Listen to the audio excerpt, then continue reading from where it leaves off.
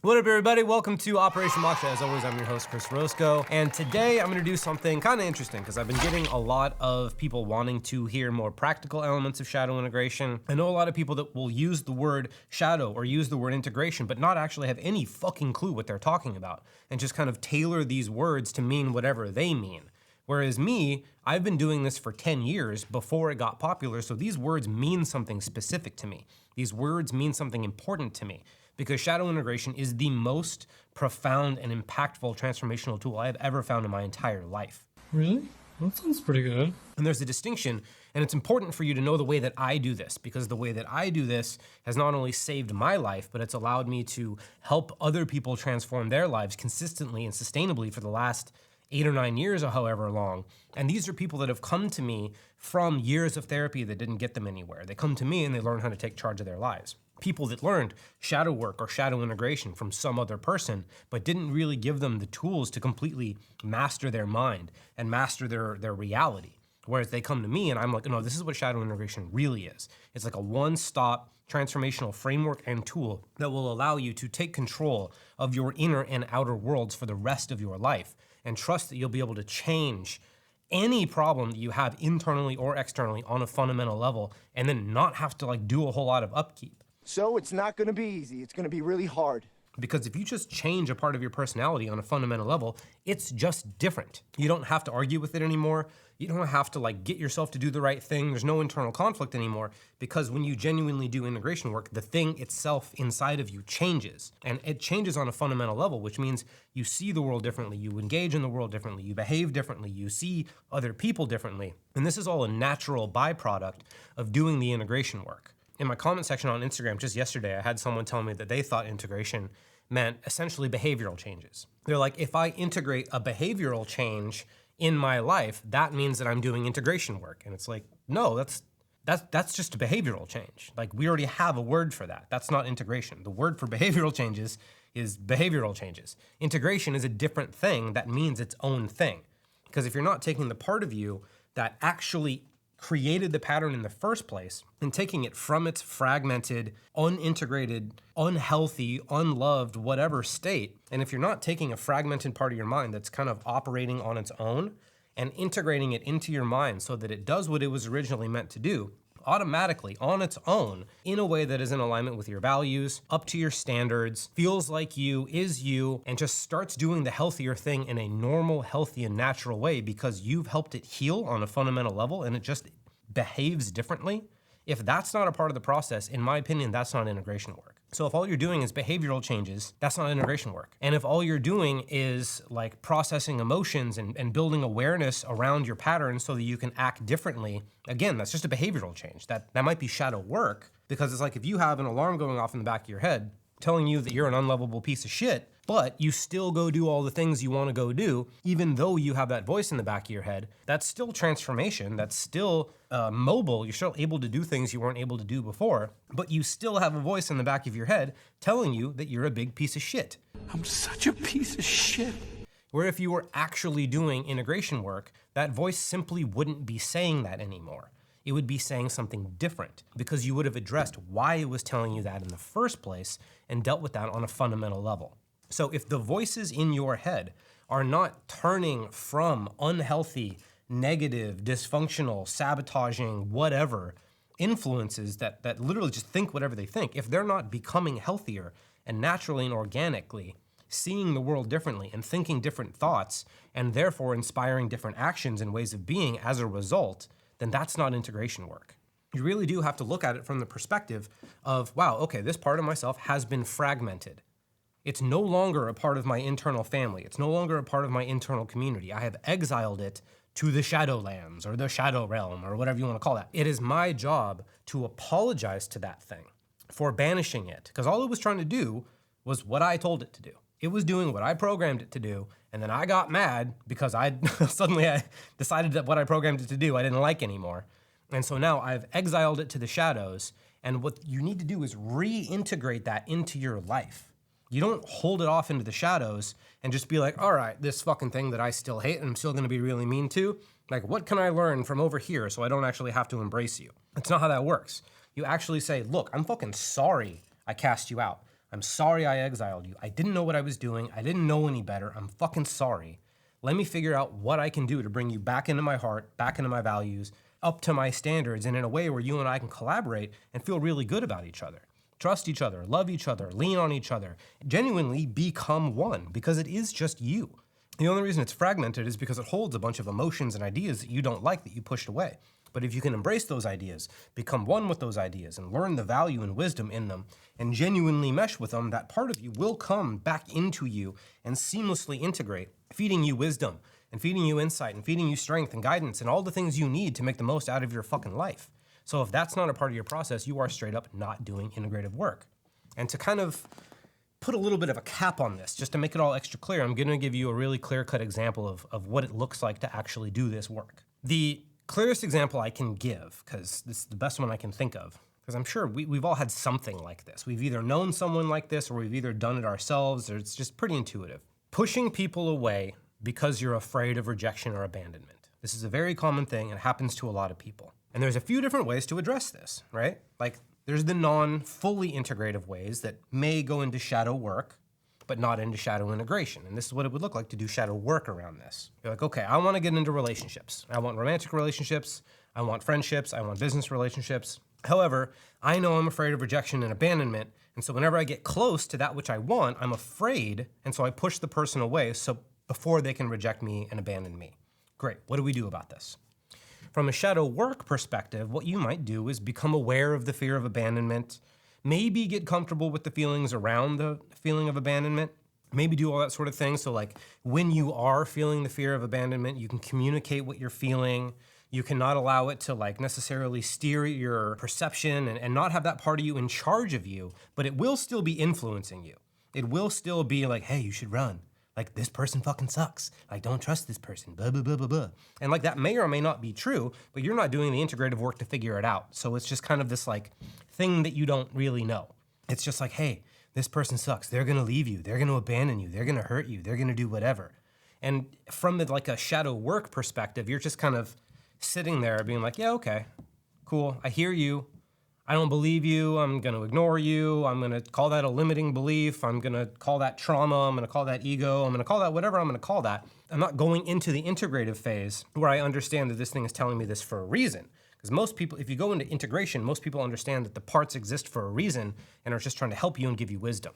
But most people don't step into that. A lot of people just sit in the kind of like, okay, let me be present with this part, let me like allow it to be there, maybe even give it a little bit of love, but not address it on a fundamental level, so that when these fears surface, I can think a little bit differently, I can act a little bit differently, but I do still have this thing kind of breathing down my neck and wanting me to pull the ripcord and bail.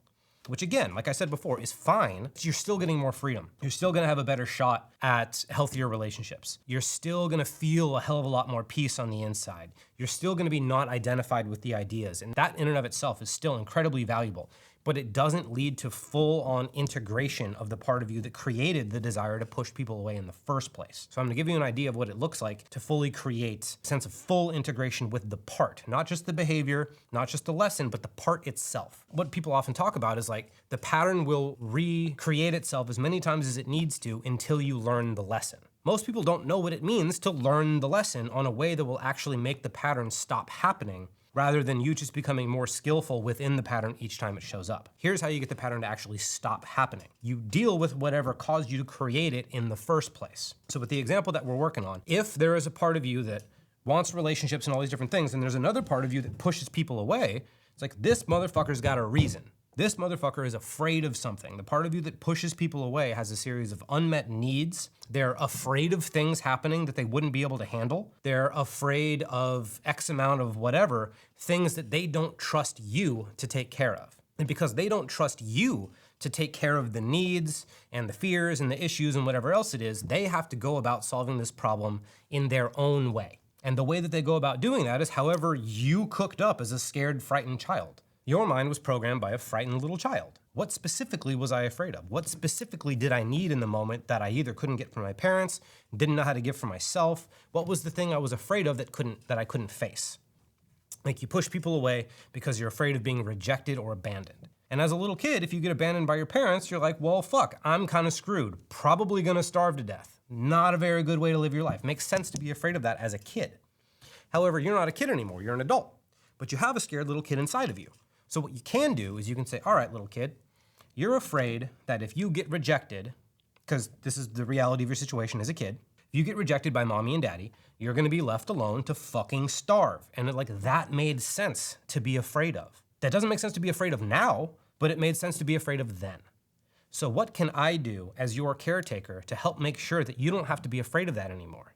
What do you actually need from me in order to be safe enough to let go of this fear? That's really what you're asking. When you ask that question, I'll give you an example I've coached a bunch of people through this and I've gone through it as well, so here's some examples of some shit that comes up. It's like, okay, well, because this is bizarre for little kids, because little kids think if mommy and daddy reject me, then they die. There's just this blackness. A lot of times when people imagine failure or rejection or abandonment, and you ask them what's gonna happen after that, a lot of times they don't know. They can't imagine what would happen after that, because as little kids, we think there is nothing after that. So as adults, it's hard to imagine that, because as kids, it doesn't really exist.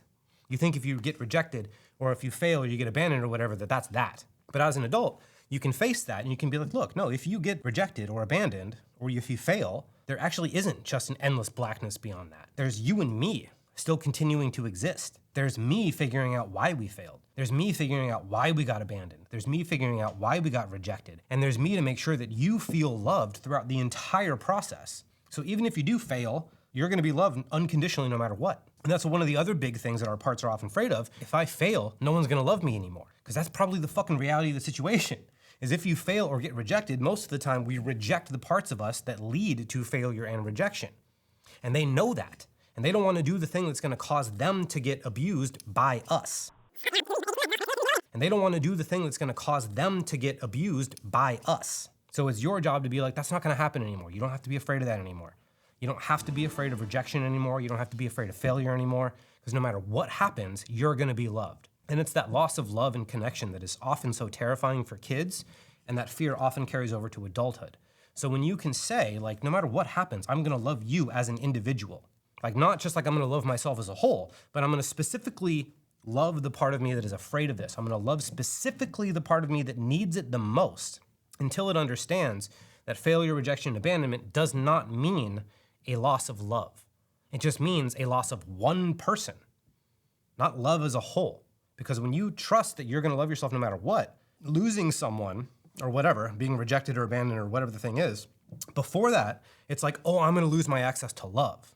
Well, that's no longer true. So instead, it's just I'm gonna lose my access to love from this specific person, which may or may not even be a bad thing. Nowadays, when I get rejected from somebody, I'm just thank you. I probably didn't want that person anyway. If you rejected me for me being me, then great, go your own way. I'd prefer it that way. Go find somebody who likes you for who you are. I'll find somebody who likes me for who I am. I'm gonna be loved no matter what. I'm gonna take care of myself no matter what. Godspeed, hope you find what you're looking for. But before that, when you get rejected, it's oh no, no one's ever gonna love me again because I don't love me again. And no one's gonna take care of me again because I don't take care of me. And there's all these internal needs that aren't getting met. And that's why you're really afraid of rejection or failure and abandonment. But when those things get addressed, there's literally nothing to be afraid of anymore. You can fail and be I wonder why I failed. What can I do better next time? You can get rejected and be I wonder why I got rejected. Was that a compatibility issue? Did I do something wrong? Did I show up in a way I'm not proud of? Is this person kind of shitty? You actually get to just ask these questions because there's no part of you yelling about, oh, you did this because you're unlovable. You did this because you're a fucking piece of shit failure and you're always gonna be that way. Because that part of you feels love now. And when this part of you not only feels love, but trusts that if you are doing something that's leading to your own failure or rejection or abandonment, that there's another part of you looking out for that. The part of you trusts that its emotional needs are gonna get met. The part of you trusts that its physical needs are gonna get met and that you're not gonna do anything that's gonna cause you to be rejected or abandoned for reasons that you don't genuinely approve of. Because if I get rejected for being in alignment with my values, I'm cool. I was embodying my values. And you didn't like that. So for some reason, you don't like my values. You don't like the things that make my life make sense. You don't like the things that give me a clear conscience. You don't like the things that allow me to feel good about myself and sleep well at night. Then great, get the fuck out of my life. What do I care? If you don't like the things that make me me, then go find someone else. I don't give a shit anymore. But back in the day, it used to be this whole oh, they don't like you because you're unlovable, so you need to go find a way to make yourself lovable so you'll have love again so you don't get rejected anymore. And it's nah, motherfucker, I don't reject myself anymore, so I don't really give a shit what other people think. And that's what it looks like to have the pattern fully integrated. I could have just held space for how much of a loser I think I am while constantly getting rejected and not knowing why it's happening. Or I could do the integrative work, meet those needs, become someone solid that no longer really cares, but also be able to reflect and figure out what I'm doing that might actually be creating self-fulfilling prophecies, address that, allow that part to be reintegrated, allow me to be me. And that's the distinction between behavioral changes, shadow work, and shadow integration. That part of me that was, pushing people away and sabotaging my plans and doing all these things is now an ally. It's now someone that's like, hey, that person doesn't like our values. Like, maybe we shouldn't hang out with that person. Like, hey, that person is like blah, blah, blah, blah, blah. Now, instead of like telling me all the ways I might get rejected, it starts pointing out to me all the people that are good for me or not good for me. And if the people that are not good for me, like reach out and want to connect or whatever, I'm just like, I don't know. You could lead to the thing I don't want. Because that's the other beauty of it. An instance of having something fully integrated is it used to tell me like all the ways in which I might fuck it up, but now it shows me all the ways in which the other person might not be good for me. It starts to warn me. It's like, hey, this person could reject you later on, because rejection and abandonment are good things to protect yourself from. Just like all the other things your mind wants you to protect you from, those are good things to be protected from. The way my mind goes about protecting me from rejection and abandonment now is by warning me about who to not invest in the first place. It's like, hey, this person doesn't actually care as much as they say they do. You can tell by this, this, and this, which means don't invest that much into them, because eventually you're gonna feel dropped and abandoned and not so good about yourself and not so good about your life. So don't invest fully in that person. Or it'll be like, hey, this person reciprocates energy. This person reciprocates respect. This person behaves in a way that you can trust and feel good about. Maybe invest in them, because investing in them will not lead to unnecessary rejection or abandonment, or at least it doesn't seem like it. They're not raising any red flags. But the part of me that was afraid of that before, there's numerous people in my life that I considered friends up until somewhat recently. They're like, oh, actually, they don't care about you all that much. Or if they do care about you all that much, they don't show it with their actions. Maybe pull back a little bit from that person. Maybe stop investing so much in that person, because they're gonna lead you to get hurt. Because again, the idea is to not stop caring about getting hurt. The idea is to protect yourself from getting hurt in the healthiest, most mature, conscious way possible. So again, it's just like, that person doesn't really honor you and respect you the way you want to be honored and respected. And I'm like, hey, you're right. And then I get to decide what to do about that. Do I have a conversation? Have I already had a conversation and now it's time to just back off? It becomes a source of wisdom rather than this unconscious like, oh, you gotta get away, they're scary, they're gonna hurt you. Because that's what it used to be, but now it's just like, hey, I don't know about this person. Are we okay? And I'll look into it and I'll be like, let's find out. Am I okay? And either I am, and I get to soothe that and be like, no, it's fine. You're just remembering some old shit. It's okay. Or I look into it. I'm like, oh, actually, yeah, that person doesn't treat us the way we want to be treated. Let's either talk about that or let's just back off from that person and see what happens. And so that's what it looks like to have something fully integrated. So if you're not taking those steps, if you're not really learning, if it doesn't feel like a fragmented part of your psyche is literally this is why this word is so important, like integration. Think about what it means to integrate two things together. They meld together when they've become integrated. Like two become one. That is what integration means. And so if you're not taking something that almost kind of appears as not you, because for all intents and purposes, it's kind of not, because you've banished it from your internal world and you said, you're not me. I don't identify you as you. You're not. So of course it's going to seem like it's not you because you've told it that it's not and you want to believe that it's not. So like, obviously. And so if you're not having the experience of taking something that doesn't seem like you and bringing it back in and starting to identify with it again as the healthiest version of itself, if you're not taking something from seemingly outside of you and remeshing it and reintegrating it into your internal system as the healthiest version of itself, you are not doing integration work. You're just not. There's a lot of people that want to use this word. What I've also noticed is that shadow integration and the words integration and shadow separately and put together have only become popular in like the last 3 or 4 years. A lot of people are using these words, what I consider to be incorrectly, right? Because like this happens in the transformational world and community and industry and whatever you want to say, is like these new words come out. And if you're not the person that offers this thing, then you're kind of outdated. And so other people have to learn that thing, get good at that thing, and offer that thing because that's what's popular in the transformational zeitgeist at the moment. And if you're not available to offer that thing, well, then you're just kind of behind the times, which is like fine and good and everything, right? Because you want to be on the cutting edge of transformation and consciousness, and you want to be able to like meet the needs of your industry and your community and all these sorts of things.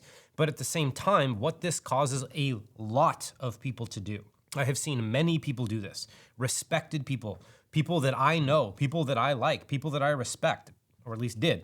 I've seen a lot of people do this in that they teach things that they don't genuinely understand. This is a thing that coaches do a lot. Even people that I have known in my life is be like, hey, I don't actually understand this concept. Maybe I should learn about it by teaching it. And it's the most ass backwards absurd thing I've ever seen in my entire goddamn life. But this is largely how the coaching industry works.